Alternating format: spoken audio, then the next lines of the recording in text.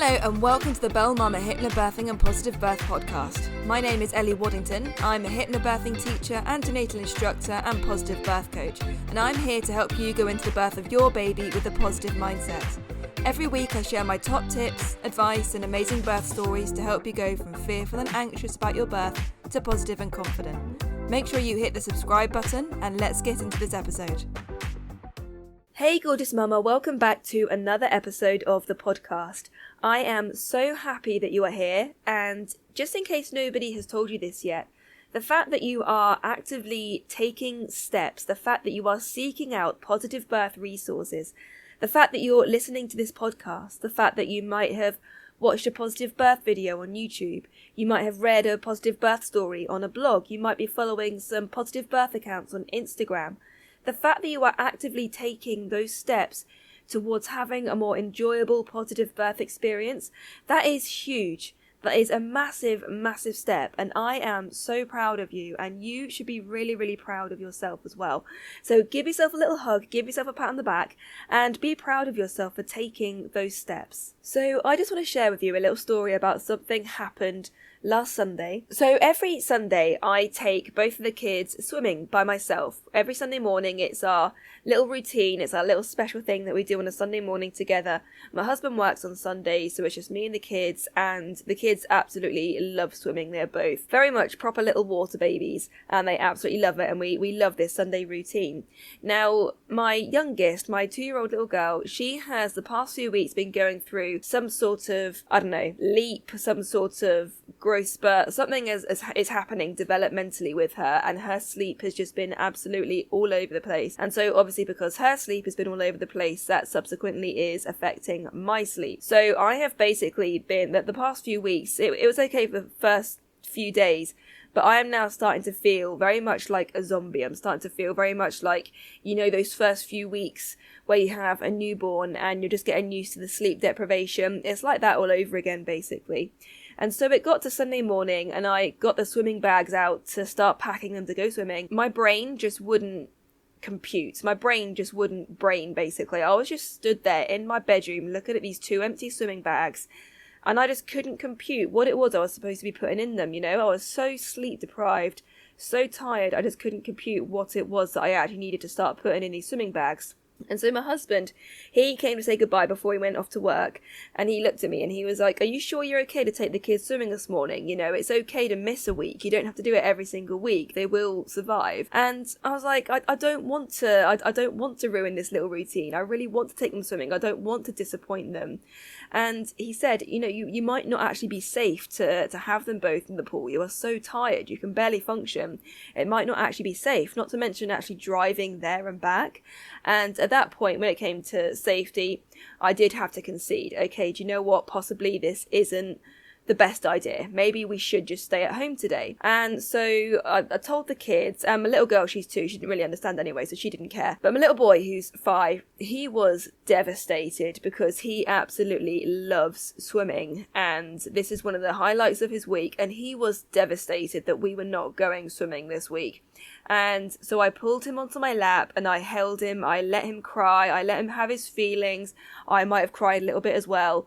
And I said to him, "Look, I understand this is a big disappointment. This is something that is happening that's outside of your control, and you're sad about it, and that is absolutely okay. But you have this choice now, okay? You have a choice to make. You can either let this event, this thing that's outside of your control, ruin your entire day, or you can put a positive spin on it, okay? There are some films on Disney that we haven't had a chance to watch yet. This is time to watch those new films on Disney. Or we could take your bike up the lane for a ride. We haven't done that in a while, have we?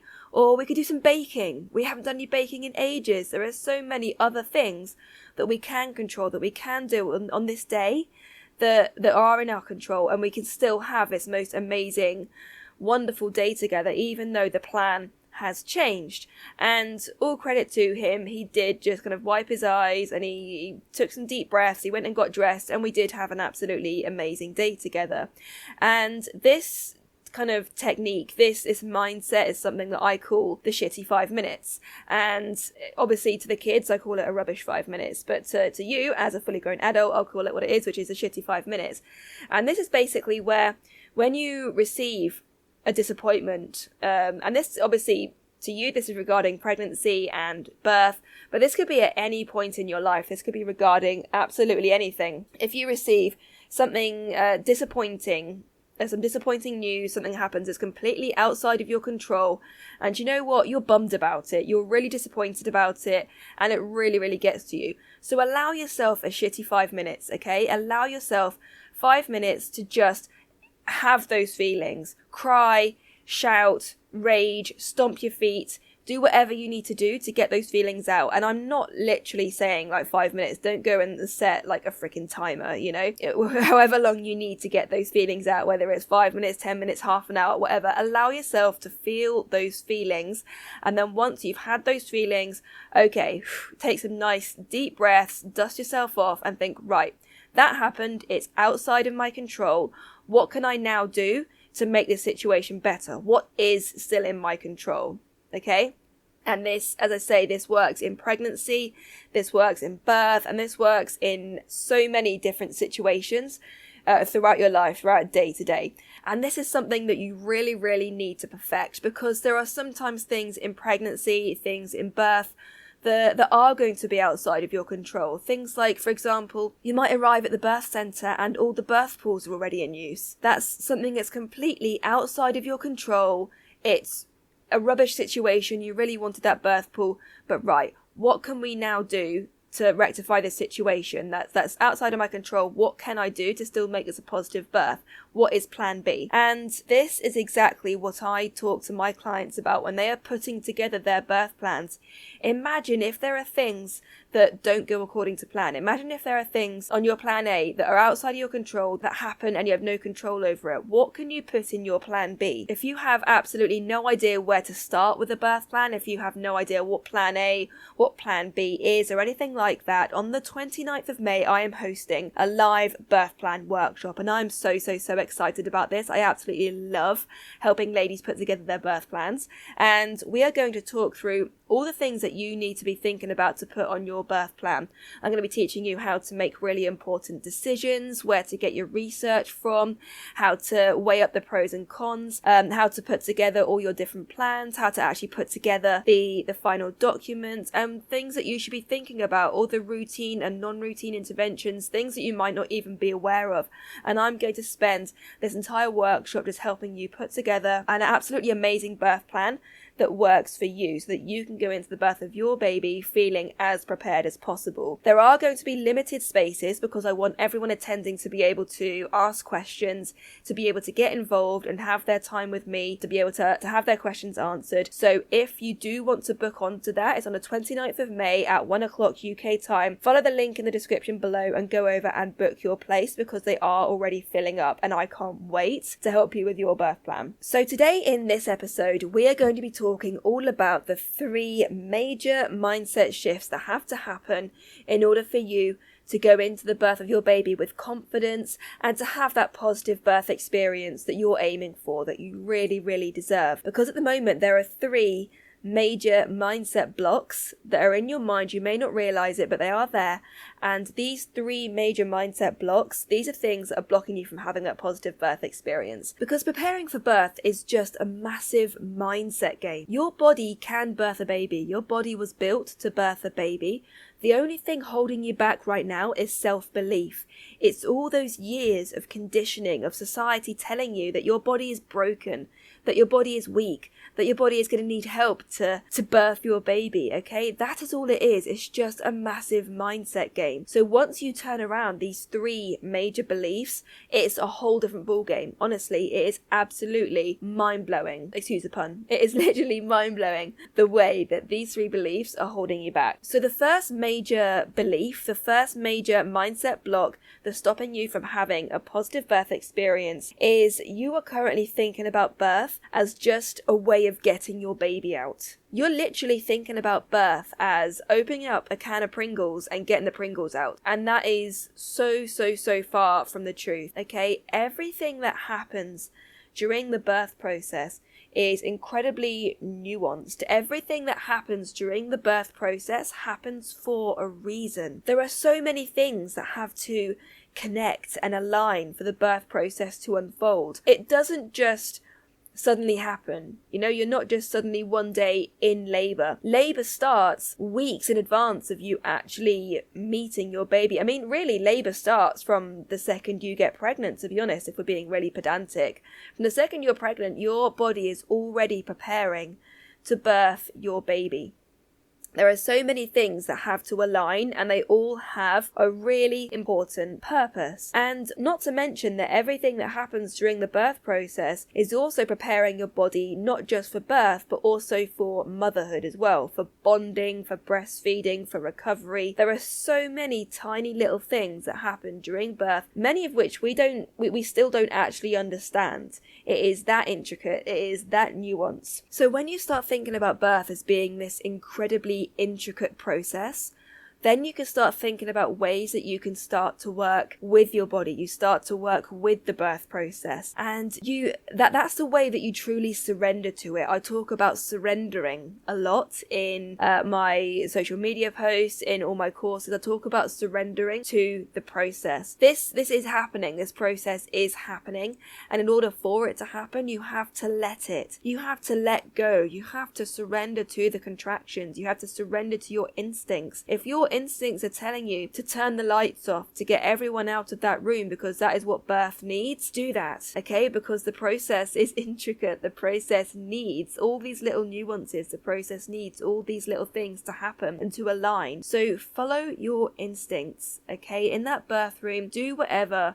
your instincts are telling you to, because your instincts with regards to your body and your baby are far stronger. There's far more information there than you can get from a textbook or from a course, or that the doctor or the midwife are aware of. You yourself have so much more information about your body and your birth process than anyone else. The second major mindset shift that needs to happen is you need to stop believing that birth is something that's happening to you, that you have absolutely no control over, and start believing that birth is something that you are doing, something that your body is doing, something your body is creating. Because when we think of birth as being something that our body is doing, something that our body is creating, that makes it so much more manageable. Whenever we think of birth as being something that's outside of our control, something that's bigger than us, that is a really scary mindset. That's a really scary place to be, because we think that it's bigger than us and that it's something that we won't be able to handle. If something bigger than us outside of our body is controlling this process,